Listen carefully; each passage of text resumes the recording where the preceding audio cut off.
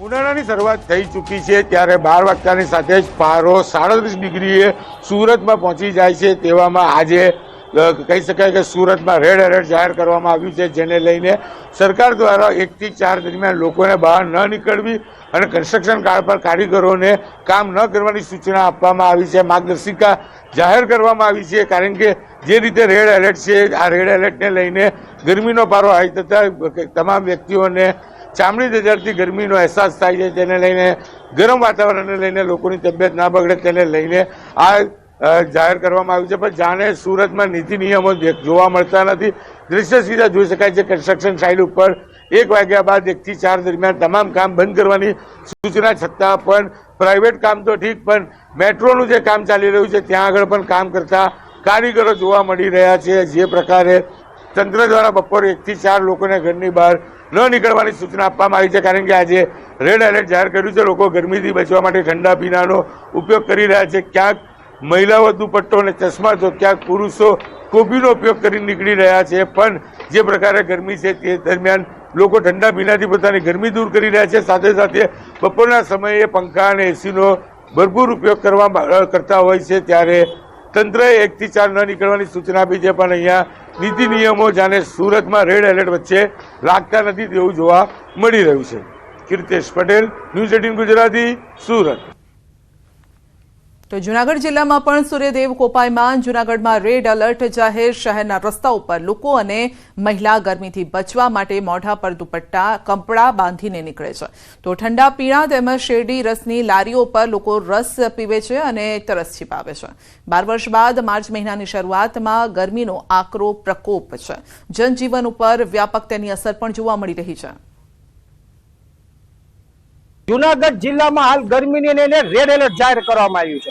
આજે જૂનાગઢમાં અત્યાર સુધીમાં 41 ડિગ્રીથી વધુ તાપમાન નોંધાયું છે, જેને લઈ અને જે શહેર લોકો છે તેનું જીવન પણ આકળું વ્યાકળું થઈ ગયું છે। હાલ જે રસ્તા ઉપર છે તે તમામ જે લોકો છે તે મોઢે કપડા અથવા જે મહિલાઓ છે તે મોઢે દુપટ્ટો બાંધીને નીકળી રહી છે।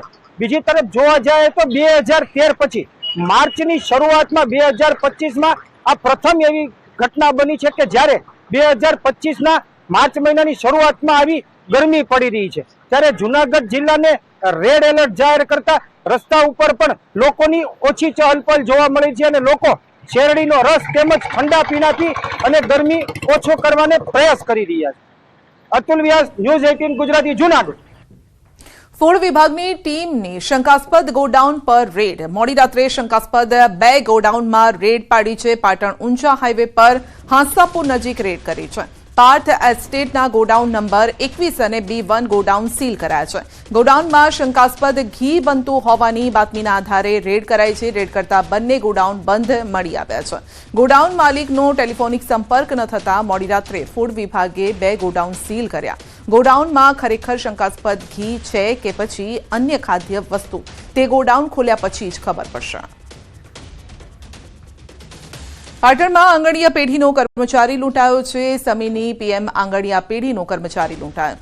26 લાખની લૂંટ કરીને લૂંટારા ફરાર થયા છે। તો સમી હારીજ વચ્ચે કાઠીવાડા નજીક બન્યો છે આ બનાવ। પોલીસે અલગ અલગ ટીમ બનાવીને તપાસ હાથ ધરી। સુરેન્દ્રનગર મૂડીના નાડઘરી ગામની સીમમાં અચાનક કમ્પ્રેસર ફાટતા દોડધામ મચી ગઈ। સીમમાં બોરવેલની કામગીરી ચાલતી હતી। આ દરમિયાન જ અચાનક કમ્પ્રેસર ફાટ્યું અને આગ લાગી। સદનસીબે સવારનો બનાવ હોવાથી સીમમાં અવરજવર નથી, જેના કારણે જાનહાની ટળી છે।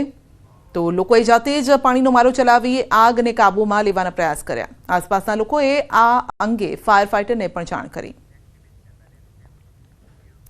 રાજકોટની વાત કરીશું તો ટીખળ ભારે પડી શકે છે। અશાંત ધારો છે તેવા વોર્ડ નંબર 2નો વિડીયો વાયરલ થયો છે। સગીર બાળકો દ્વારા ચાલુ સાયકલે ઘરોમાં પથ્થર ફેંકવામાં આવી રહ્યા છે, તો સગીરોની ટીખળથી પરેશાન છે લોકો। સમગ્ર ઘટનાના CCTV સામે આવ્યા છે। બાળકોની આવી ટીખળ ક્યારેક ભારે પણ પડી શકે છે।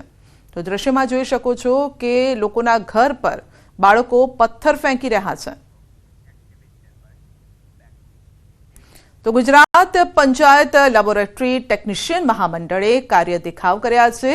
વિવિધ પ્રશ્નોની ઘણા સમયથી સરકારમાં રજૂઆત કરી છે, નિરાકરણ હજુ સુધી નથી આવ્યું. લેબ ટેકનિશિયન પહોંચ્યા છે ગાંધીનગર સત્યાગ્રહ છાવણી ખાતે લેબ ટેકનિશિયન મહામંડળે બેનર સાથે સૂત્રોચ્ચાર કર્યા. તો મુખ્ય 6 માંગણીઓ છે. પ્રાથમિક આરોગ્ય કેન્દ્ર કક્ષાએ લેબ ટેકનિશિયનને infection allowance, non practice allowance આપવાની માંગ કરવામાં આવી છે. તો આ સાથે જ કેન્દ્ર કક્ષાએ આઉટસોર્સથી અટેન્ડન્સ સહાયક આપવાની પણ માંગ કરાઈ છે. ઉચ્ચતર પગાર ધોરણમાં વિસંગતતાઓ દૂર કરવાની માંગ કરી છે. કોવિડ-19 રોગચાળામાં કરેલ કામગીરી, પગાર બાબતનો ઠરાવનો લાભ આપવાની પણ માંગ થઈ છે. લેબોરેટરી ટેકનિશિયનને મેલેરિયા સુપરવાઇઝર અને મેલેરિયા ટેકનિશિયનની ખાલી પડેલી જગ્યા પર શૂન્ય બજેટમાં કામગીરીમાં ફેરફાર કરવાની માંગણી સાથે ધરણા કર્યા છે. તો સરકાર મહામંડળની માંગ જો નહીં સંતોષે તો આગામી સમયમાં ઉગ્ર આંદોલન કરવાની ચીમકી ઉચ્ચારી છે. 25/6/1992 જે ઠરાવથી પ્રાથમિક આરોગ્ય કેન્દ્ર, સામૂહિક આરોગ્ય કેન્દ્ર કે સિવિલ હોસ્પિટલ ખાતે કામ કરતા લેબોરેટરી ટેકનિશિયનના જે પગાર ધોરણમાં જે વિસંગતતા ઉદ્ભવેલી હતી તો એ 25/6/1992 જે ઠરાવ છે તેની અમલવારી અમે તમામ સમસ્ત લેબોરેટરી ટેકનિશિયનો માટે કરવા માટેની અમારી મૂળ માગણી છે.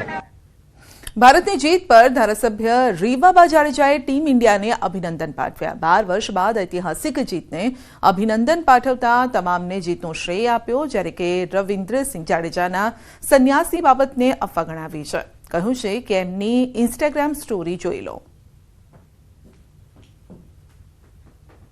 12 વર્ષ પછી જે ઐતિહાસિક જીત આપણને ચેમ્પિયન્સ ટ્રોફીના ફાઇનલમાં મળી છે એ બદલ હું ખૂબ ખૂબ અભિનંદન પાઠવું છું 140 કરોડ દેશની જનતાને, ક્રિકેટ લવર્સને અને ટીમ ઇન્ડિયાને. અને ખૂબ સરસ રીતે આપણે થ્રુ આઉટ ધ ટુર્નામેન્ટ રહીમાં અને દેન ફાઇનલમાં જે રીતનું પ્રદર્શન, ટીમ કોમ્બિનેશન અને દરેક ઇન્ડિવિજ્યુઅલ પ્લેયર્સે કરેલું, તો આ જીતનો શ્રેય એ તમામને જાય છે. એટલે ખૂબ ખૂબ અભિનંદન.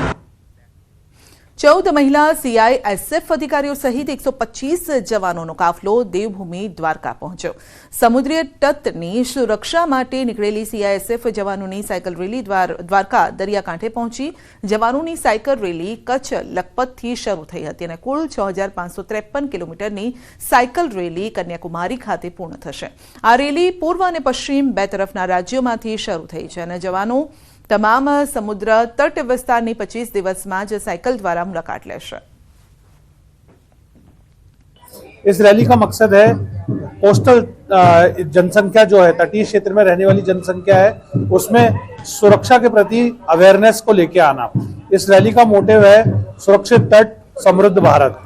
क्या क्या सुरक्षा के चैलेंजेस एक तटीय क्षेत्र में हो सकते हैं, इसके बारे में उनको अवगत कराना और किस तरीके के चैलेंजेस से वो ओवरकम कर सकते हैं ताकि हमारा देश जो है सुरक्षित रहे और समृद्ध बन सके. વાપી મહાનગરપાલિકામાં આસપાસના 11 ગામોનો સમાવેશ કરવામાં આવ્યો છે. તેમાંથી નામધા લોકોએ વિરોધ કર્યો છે. વાંસાના ધારાસભ્ય અનંત પટેલની આગેવાનીમાં ગ્રામજનોએ મહાનગરપાલિકા ખાતે ધરણા કર્યા અને નામધા ગામનો મહાનગરપાલિકામાં સમાવેશ ન કરવાની માંગ કરી છે અને સતત ચોથી વખત અનંત પટેલની આગેવાનીમાં વાપી મનપા સામે વિરોધ પ્રદર્શન યોજ્યું. આગામી સમયમાં મહાનગરપાલિકા દ્વારા આજુબાજુના ગામના લોકો સાથે ચર્ચા નહીં કરવામાં આવે તો આંદોલન વધુ ઉગ્ર બનશે તેવી વાત કરી. ગેરબંધારણીય રીતે ગામના લોકોને અંધારામાં રાખીને ગામને મહાનગરપાલિકામાં જોડી દેવામાં આવ્યા, એનો વિરોધ અમે ચોથી વખત કરી રહ્યા છે. હજુ પણ જો અમને નહીં સાંભળે તો આવનારા દિવસમાં હજુ અમારો વિરોધ ઉગ્ર બનાવીશું. દાખલા તરીકે સુએઝ પ્લાન્ટનો વિકાસ કર્યો, શું થયું? વલસાડમાં કર્યો, શું થયું? ડમ્પિંગ સાઇડ ઊભી કરી, કચરાની ઊભી કરી, શું થયું? રાજકોટ જિલ્લાના જામકંડોરણા તાલુકાના ધોળીધાર ગામના લોકો આકરા પાણીએ જોવા મળ્યા. અનુસૂચિત જાતિ માટે મંજૂર કરવામાં આવેલ ડોક્ટર બાબા સાહેબ આંબેડકર ભવન ન બને તેવા પ્રયત્નો કરવામાં આવ્યા હોવાના આક્ષેપ કર્યા છે અને જેથી ગામના લોકોએ અનશન પર બેસવાની ચીમકી આપી છે અને પોલીસ મથકે અરજી આપી ફરિયાદ નોંધવા માંગ કરી. ઉલ્લેખનીય છે કે ધોળીધાર મુકામે બાબા સાહેબ આંબેડકર ભવન બનાવવા માટે 5 લાખની ગ્રાન્ટ મંજૂર કરવામાં આવી હતી અને આ માટે પ્લોટ પણ મંજૂર કરવામાં આવ્યા બાદ ઘણો સમય થયો છતાં પણ ગામના 5 લોકોએ આ ભવનનું કાર્ય ન થાય તેવા પ્રયત્નો કર્યા છે તેવા આક્ષેપ લાગી રહ્યા છે અને અરજી આપવામાં આવી છે. તેમજ ધોળીધાર ગામના સરપંચ તેમના હોદ્દાનો દુરુપયોગ કરતા હોવાનો પણ અરજીમાં ઉલ્લેખ છે. તો ગામના લોકોએ આ 5 લોકો પર કાયદેસર કાર્યવાહી કરવાની માંગ કરી. સ્વર્ગવાસી શ્રી વિઠ્ઠલભાઈ રાદડિયા જે અમને 7-8 નંબરનો પ્લોટ દઈને ગયા હતા તેની માથે 5 થી 6 જણા એવા કે જેને કબજો કરેલ છે, એની માથે રાધાકૃષ્ણનું મંદિર બનાવેલ છે, એના વિરુદ્ધ અમે આજ 6 મહિનાથી આ લડત કરી છીએ, પણ આ લડતમાં કોઈ પણ પ્રકારનો અમને કોઈ રિસ્પેક્ટ કે કોઈ જવાબ મળેલ નથી. તે માટે અમે આજ જામકંડોરણા પોલીસ સ્ટેશને જે અમારું સ્ટેચ્યુ આંબેડકર ભવનનું બેહાડેલ છે, આંબેડકર સાહેબનું જે સ્ટેચ્યુ